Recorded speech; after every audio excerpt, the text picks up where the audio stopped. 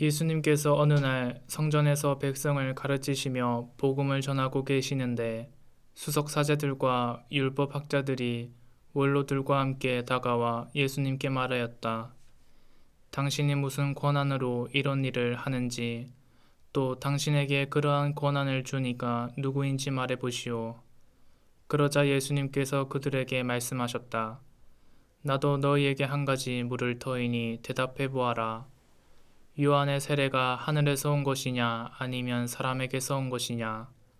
그들은 저희끼리 서로 의논하였다. 하늘에서 왔다 하면 어찌하여 그를 믿지 않느냐 하고 말할 것이고, 그렇다고 사람에게서 왔다 하면 온 백성이 요한을 예언자로 확신하고 있으니 그들이 돌을 던져 우리를 죽일 것이오. 그래서 그들은 어디에서 왔는지 모른다고 대답하였다. 그러자 예수님께서 그들에게 말씀하셨다. 나도 무슨 권한으로 이런 일을 하는지 너희에게 말하지 않겠다.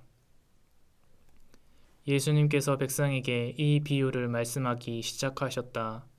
어떤 사람이 포도밭을 일구어 소작인들에게 내주고 오랫동안 멀리 떠나 있었다. 포도철이 되자 그는 소작인들에게 종 하나를 보내어 포도밭 소출에서 얼마를 내놓으라고 하였다. 그런데 소작인들은 그를 매질하고서는 빈손으로 돌려보냈다. 주인이 또 다른 종을 보냈지만 그들은 그 종도 매질하고 모욕하고 나서 빈손으로 돌려보냈다. 그리고 또 세 번째 종을 보냈더니 그들은 그 종도 상처를 입히고 내쫓아 버렸다. 그래서 포도밭 주인은 어떻게 할까? 사랑하는 내 아들을 보내야겠다. 내 아들이야 존중해 주겠지 하고 말하였다. 그러나 소작인들은 그 아들을 보자 저자가 상속자다. 저자를 죽여버리자. 그러면 이 상속 재산이 우리 차지가 될 것이다 하고 서로 논의하면서 그를 포도밭 밖으로 던져 죽여버렸다. 그러니 포도밭 주인은 그들을 어떻게 하겠느냐. 그는 돌아와 그 소작인들을 없애버리고 포도밭을 다른 이들에게 줄 것이다. 사람들이 이 말씀을 듣고 그런 일은 있을 수 없습니다 하고 말하였다.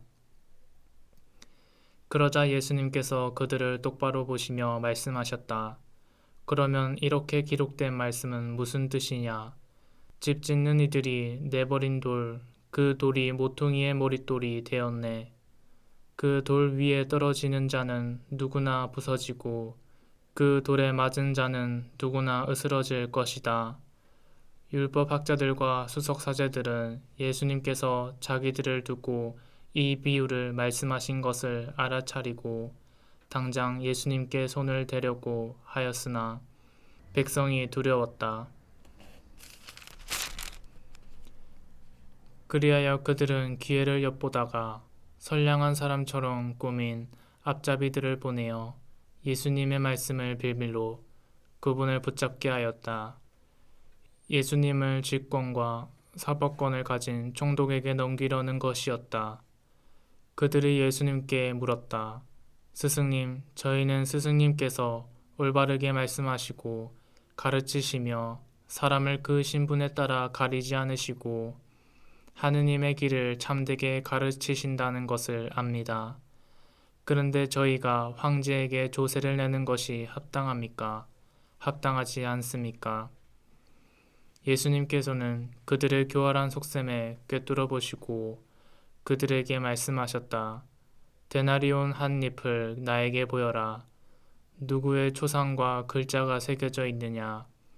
그들이 황제의 것입니다 하고 대답하였다. 이에 예수님께서 그들에게 이르셨다. 그러면 황제의 것은 황제에게 돌려주고 하느님의 것은 하느님께 돌려드려라.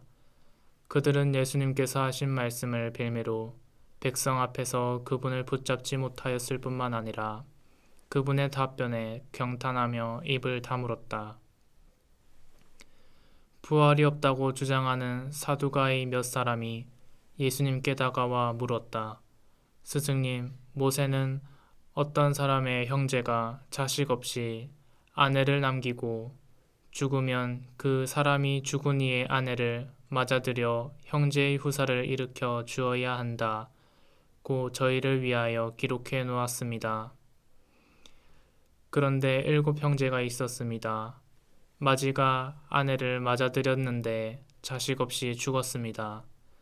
그래서 둘째가 그 다음에는 셋째가 그 여자를 맞아들였습니다. 그렇게 7이 모두 자식을 남기지 못하고 죽었습니다. 마침내 그 부인도 죽었습니다. 그러면 부활할 때 그 여자는 그들 가운데 누구의 아내가 되겠습니까? 7이 다 그 여자를 아내로 맞아들였으니 말입니다. 예수님께서 그들에게 이르셨다. 이 세상 사람들은 장가도 들고 시집도 간다. 그러나 저 세상에 참여하고 또 죽은 이들의 부활에 참여할 자격이 있다고 판단받는 이들은 더 이상 장가드는 일도 시집가는 일도 없을 것이다. 천사들과 같아져서 더 이상 죽는 일도 없다. 그들은 또한 부활에 동참하여 하느님의 자녀가 된다. 그리고 죽은 이들이 되살아난다는 사실은 모세도 떨기나무 대목에서 주님은 아브라함의 하느님, 이삭의 하느님, 야곱의 하느님이라는 말로 이미 밝혀주었다. 그분은 죽은 이들의 하느님이 아니라 산 이들의 하느님이시다. 사실 하느님께는 모든 사람이 살아있는 것이다. 그러자 율법학자 몇 사람이 스승님 잘 말씀하셨습니다 하였다. 사람들은 감히 그분께 더 이상 묻지 못하였다. 예수님께서 또 그들에게 말씀하셨다. 어찌하여 사람들이 메시아가 다윗의 자손이라고 말하느냐? 다윗 자신이 시편에서 말한다. 주님께서 내 주님께 말씀하셨다. 내 오른쪽에 앉아라. 내가 너의 원수들을 내 발판으로 삼을 때까지. 이렇게 다윗이 메시아를 주님이라고 부르는데 어떻게 메시아가 다윗의 자손이 되느냐? 예수님께서는 모든 백성이 듣고 있는 가운데 제자들에게 이르셨다. 율법학자들을 경계하여라. 그들은 긴 겉옷을 입고 나단의 길을 즐기고 장터에서 인사받기를 좋아하며 회당에서 높은 자리를, 잔치 때에는 윗자리를 좋아한다. 그들은 과부들의 가산을 등쳐 먹으면서 남에게 보이려고 기도는 길게 한다. 이러한 자들은 더욱 엄중히 단죄를 받을 것이다.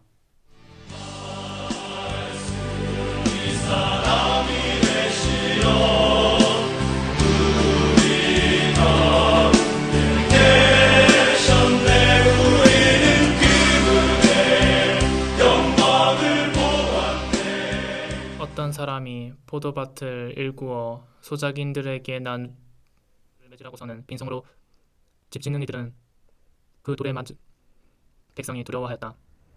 사람들은 내가 너의 원수들을